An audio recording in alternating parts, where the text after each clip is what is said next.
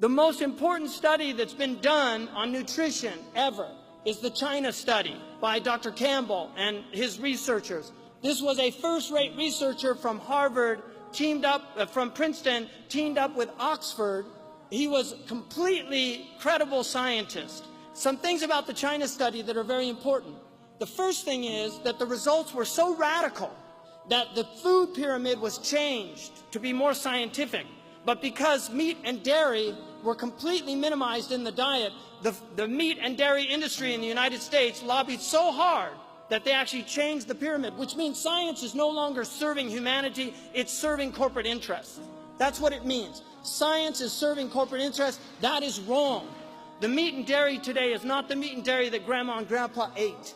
The meat that Grandma and Grandpa ate were free range, what they would call now organic. They didn't have a word for it because everything was organic 50 years ago. Organic, free range, happily raised animals on farms where they actually treated animals with some dignity.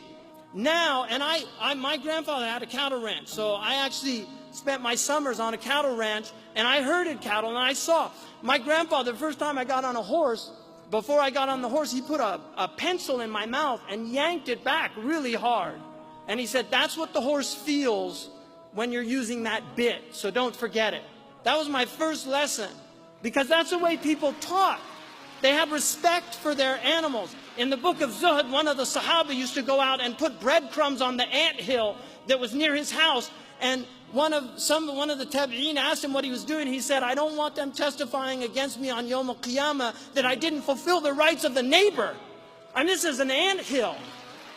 What kind of psychology did these people have? It's a different world they were living in. Sayyidina Umar, during his Khalifa, prohibited eating meat every day. This is a fact.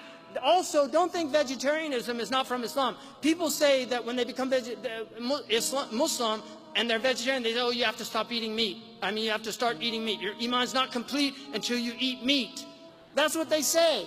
And then they give them the biryani and welcome to Islam.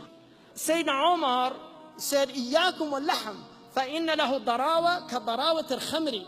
It's in the Muwatta. Beware of meat, because it has an addiction like the addiction of wine. Beware of meat. إِيَّاكُمْ وَاللَّحْمِ.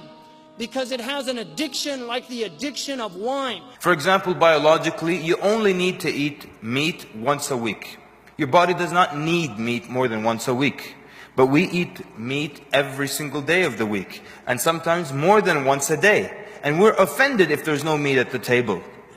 So what happens? We were not designed to consume so much meat. And as the result of this overconsumption, we get all kinds of illnesses.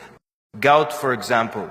You get gout when you overdo, when you eat too much meat, or too much seafood, or you consume drinks that have been sweetened with fructose. All these are things that could lead to people having gout. So we were not designed to consume that much.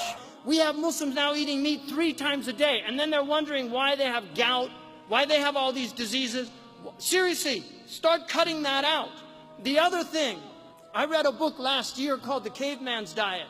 And in that book, he was arguing, he's not a Muslim.